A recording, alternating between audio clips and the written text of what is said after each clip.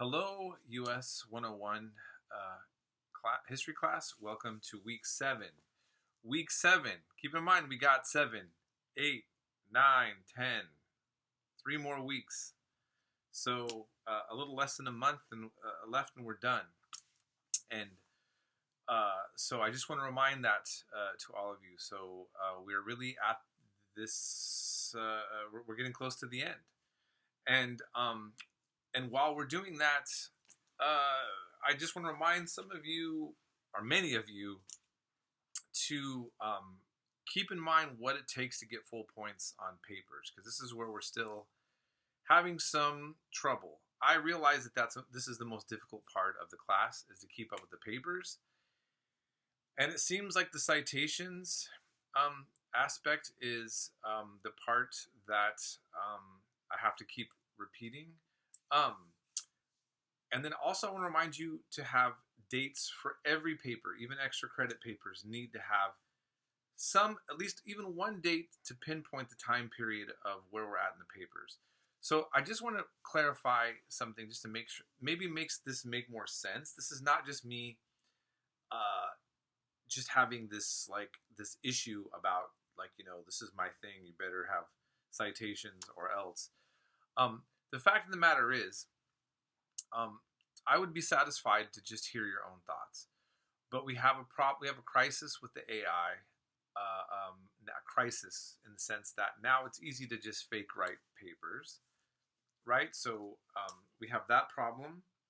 There's a lot of papers that can come out on the internet, and also, the issue of plagiarism is something that we're supposed to be monitoring. And, doing a citation in any way just alleviates that. And I give all of you the benefit of the doubt. I'm not out to get you. I don't assume that people are plagiarizing. But what you have to realize is that when you don't have citations and you have a high percentage on Turnitin, that's plagiarism. And if a teacher wants to, they can get you expelled.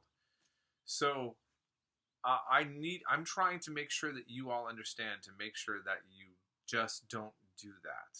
Okay, that you are in the clear, and just create this habit. And I just want to remind you also that I don't do multiple choice questions or pop quizzes, and even your exams have been take home when you've had to do your exam. It was right. So you don't have to memorize anything.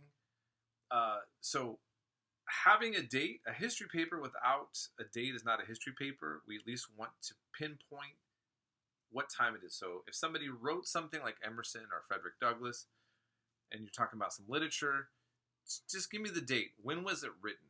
Or when were those people alive? That's a habit that I want to really enforce and ingrain in your minds to stick to. And the citations have to be within the paper. I gave so many examples of what I want citations to look like. I would really like everybody to make sure that you revisit the emails and announcements that I've posted that actually show what I want to see. Because those parentheses inside of the text, when I'm reading your papers, and I have a lot of papers to read, before I read the content of your paper, I look to see, did you do what I asked? Did you put citations there? And are there dates? And then I'm able to just go ahead and grade. Now, Turnitin, keep in mind, shouldn't be over 30%. It should really be under 30%. Now, some of you are using citations, and I see how Turnitin is working, and Turnitin can be a little bit off. I can look into that, and I can check and see that if there's a problem. So some of you have given me papers that are way higher than that, but when I examine it closely, I see that you don't have a problem.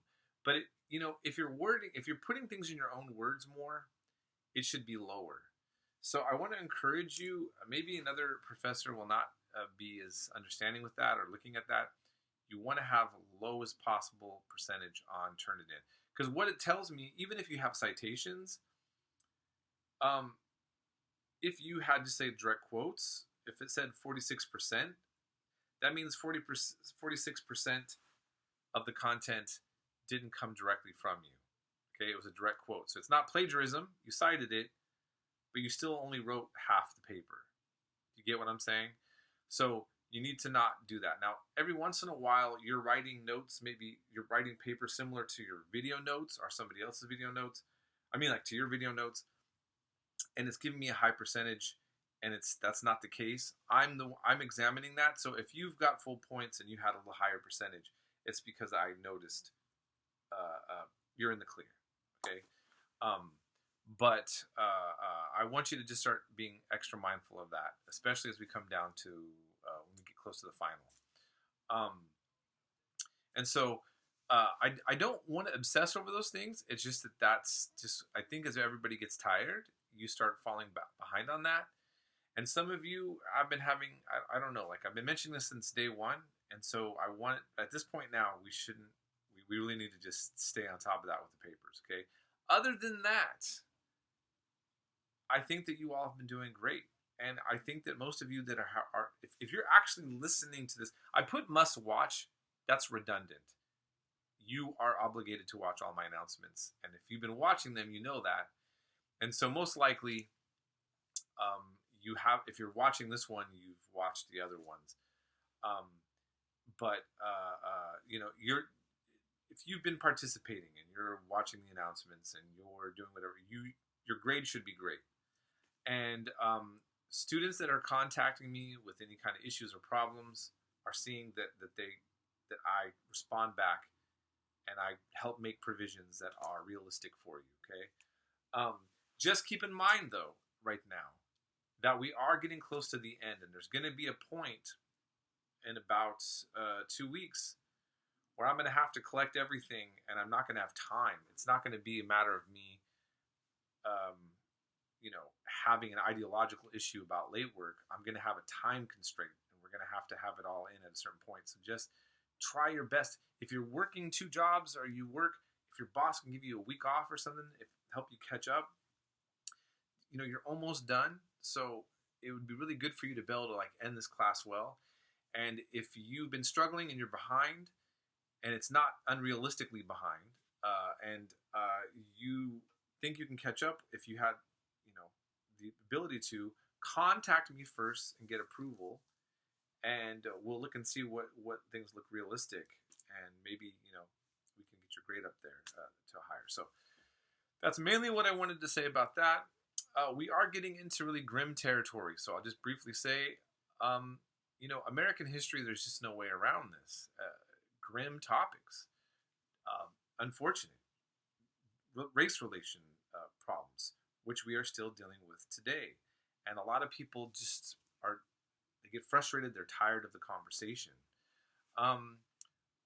And so I just want to just say this, because I've mentioned this before in other announcements, but I want to emphasize something again.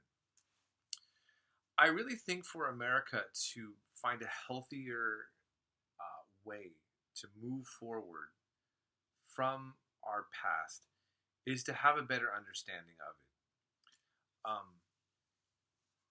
In this country, and you know, I'll talk about this again in another announcement, and you're gonna see with the when we get to next week, we still can't even agree about what the Civil War is about, and it's not really something that you can debate about.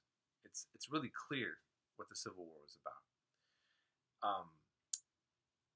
But yet, even in public schools, sometimes that's not the message that's getting across to a lot of kids.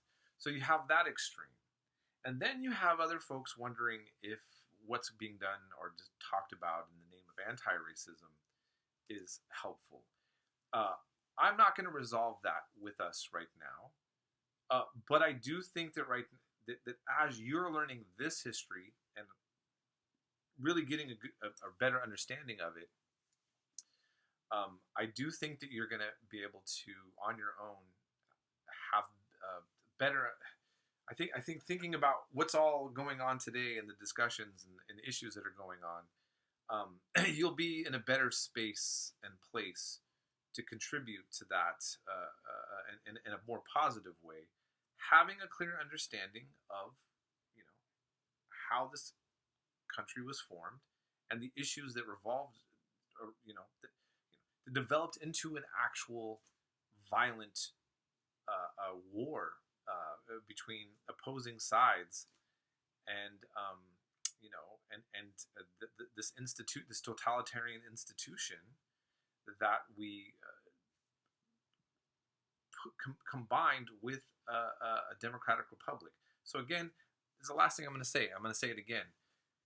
Instead of saying slavery from now on, imagine that we had a political system that had totalitarianism that was joined to a republic, a representative democratic republic.